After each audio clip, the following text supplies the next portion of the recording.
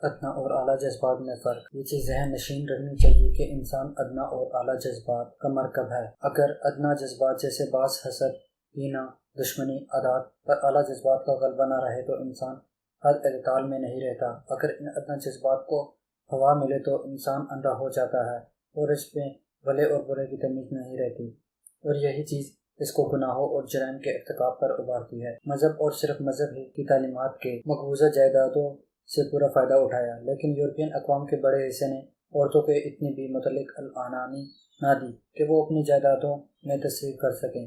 البتہ انگریزی حکومت اور چند دیگر اہل یورپ نے چند سال سے ایسے قوانین بنائے ہیں جن سے کچھ حقوق عورتوں کو حاصل ہو گئے ہیں جو اس سے پہلے ان میں مروج نہیں تھے۔ شرع نے ایسی عورت کو جو اپنے حال میں تصرف کا حق رکھتی ہو مجاز کیا ہے کہ وہ خود اپنا عقد کرے یا اپنے نکاح کر لے، تو اس وقت ولی کو حق اعتراض حاصل ہے اور وہ قاضی سے نکاح کا مطالبہ کر سکتا ہے۔ شارق نے یہ عورت کو یہ حق دیا ہے کہ وہ اپنے عقد میں یہ شرط لگائے کہ طلاق کا اختیار خود اس کے ہاتھ میں رہے، جس وقت وہ چاہے مرد کی طرف سے اپنے آپ کو طلاق دے لے گی۔ اعلیٰ جذبات پیدا کرنے کے لیے مذہب کی ضرورت کیوں ہے؟ تاکہ اصلاح نفس کے ذریعے نہ صرف اپنی انفرادی زندگی کو سنوارے بلکہ اجتماعی زندگی کو نقصان نہ پہنچائے۔ اس زمن میں ہم نے بعض ذریعہ انسان ادنی جذبات پر قابو حاصل کر سکتا ہے، کیونکہ ان کے اصلاح کے لیے ممالک میں بحث، خاندان، مدرسہ کے کوئی دوسرا ذریعہ نہیں۔ یہ دونوں ذرائع اس کام کو ٹھیک طرح انجام نہیں دے سکتے۔ اب تک ہم نے معلوم کرنے کی کوشش کی ہے کہ مذہبی اور حکومتی قوانین میں کیا فرق ہے، اور انسان میں قدیم تہذیبوں اور یہودیت اور مسیحیت سے ان کا احکام اور قوانین کا جائزہ لیا جن کے ذریعے جنسی زندگی کو قابو میں رکھنے کی کوشش کی گئی تھی تاکہ انسان کی زندگی صحیح بنیادوں پر قائم ہو سکے۔ ہم نے دیکھا کہ ان قدیم تمدنوں اور مذہب میں افراط اور تفریط کی ایسی مثالیں ملتی ہیں کہ ان کے قوانین پر عمل کرنا ممکن سا ہے۔ یہ قوانین دوسروں کے لیے نمونہ کا کیا کام کر سکتے ہیں، جبکہ خود میسی مذہب کے پیروا اپنے مذہب قوانین کے مخالفت میں متحدہ یک زبان ہیں۔ عورت کی حیثیت، قانونی کا ارتقاء۔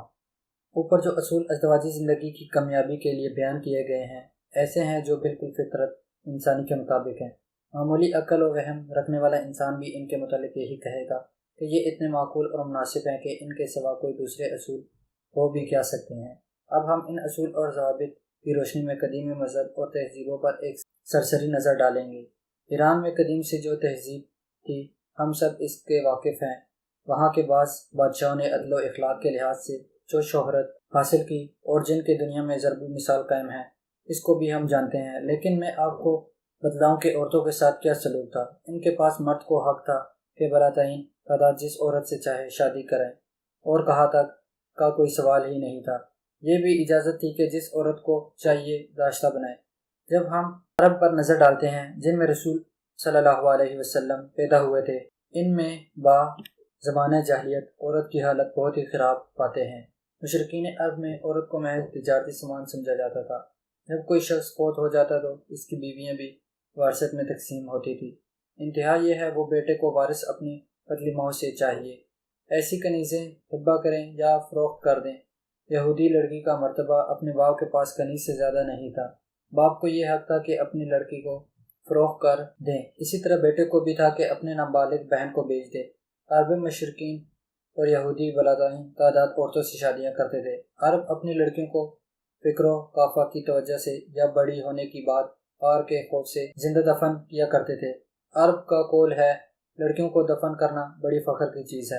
اکثر قبائل عرب اور ان کے سوا دوسروں کے پاس بھی عورت کی یہی حالت تھی۔ عرب میں عورت کو جو حیثیت تھی اہل فرض اور مشرقی رومیوں میں اس سے کچھ بہتر نہ تھی۔ اسلام اور عورت۔ اسلام نے بحث چند خاص حالات کے باقی تمام احکام میں مرد عورت میں مساوات رکھی اور دونوں کو شہری مساوی دیے اور دونوں کو ایک دوسرے سے اپنے حقوق کا مطالبہ کا مجاز کیا۔ بے وشرہ اور دیگر معاہدات کے دونوں کو اجازت دی بشرطیہ کہ وہ عاقل و بالغ ہوں۔ اسلام کو یہ قوانین پیش کیے ہوتے 13 صدیوں گزرے جن کی وجہ سے دونوں نے بلا شرط اجازت شوہر یا تقرر نگران کار اپنی مقبوضہ جائیدادوں سے پورا فائدہ اٹھایا۔ لیکن یورپین اقوام کے بڑے حصے نے عورتوں کو اتنی بھی متعلق العنانی نہ دی کہ وہ اپنی جائیدادوں میں تصرف کر سکے۔ البتہ انگریزی حکومت اور چند دیگر اہل یورپ نے چند سال ایسے قوانین بنائے جن میں سے کچھ حقوق عورتوں کو حاصل ہو گئے جو اس سے پہلے ان میں ملوث نہیں تھے۔ شرع ایسی عورت کو جو اپنے حال میں تصرف کا حق رکھتی ہو مجاز کیا ہے کہ وہ خود اپنا عقد کرے یا اپنے نکاح کر لے، تو اس وقت ولی کو حق اعتراض حاصل ہے اور وہ قاضی سے نکاح کا مطالبہ کر سکتا ہے۔ شارع نے عورت کو یہ حق دیا ہے کہ وہ اپنے عقد میں یہ شرط لگائے کہ طلاق کا اختیار خود اس کے ہاتھ میں رہے، جس وقت وہ چاہے مرد کی طرف سے اپنے آپ کو طلاق دے لے گی۔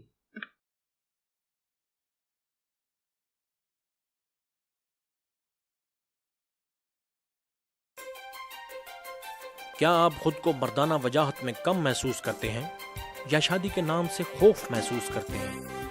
تو آپ کی تمام محرومیوں اور غلطیوں کا ازالہ ممکن ہے۔